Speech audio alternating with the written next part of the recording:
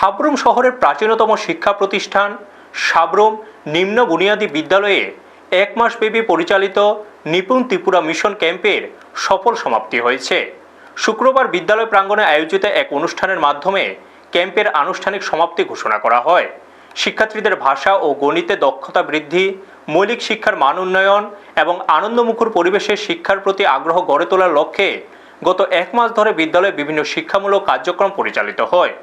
সমাপনী অনুষ্ঠানে প্রধান অতিথি হিসেবে উপস্থিত ছিলেন দক্ষিণ জেলার অতিরিক্ত শিক্ষা আধিকারিক দিলীপ চন্দ্র দাস। এছাড়া উপস্থিত ছিলেন বিদ্যালয় পরিদর্শক রঞ্জন দেবনাথ, বিদ্যালয় পরিচালনা কমিটির চেয়ারম্যান সুমন দে, সহকারী প্রধান শিক্ষক অপূর্ব বসাক, শিক্ষক শিক্ষিকা অভিভাবক, বিদ্যালয় পরিচালনা কমিটির সদস্য এবং এলাকার বিশিষ্ট ব্যক্তিরা। অনুষ্ঠানে বক্তারা প্রাথমিক শিক্ষার ভিত্তি মজবুত করতে নিপুণ ত্রিপুরা মিশন এর গুরুত্ব তুলে ধরেন এবং শিক্ষার মান উন্নয়নে শিক্ষক ও অভিভাবক ও প্রশাসনের সম্মিলিত উদ্যোগের উপর জোর দেন। অনুষ্ঠানের শেষে শিক্ষক, শিক্ষার্থী ও অতিথিদের অংশগ্রহণে একটি সচেতনতামূলক র্যালি বের করা হয়।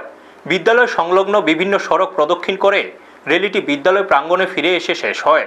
ব্যুরো রিপোর্ট, নিউজ তৎকাল 24।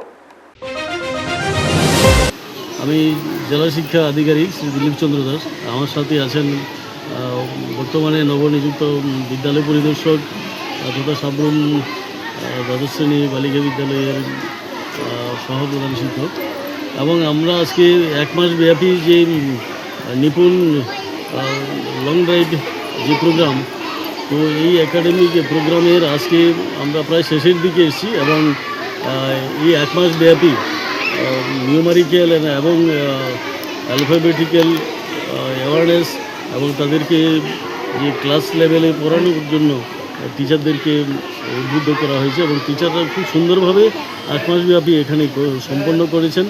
আজকে এটার শেষ দিন এবং আমরা সবাই মিলে আজকে এই মডেল জেবি স্কুলের ছোট ছোট কচিকাচাদের নিয়ে ছোট্ট একটা এখানে শোভাযাত্রা হবে।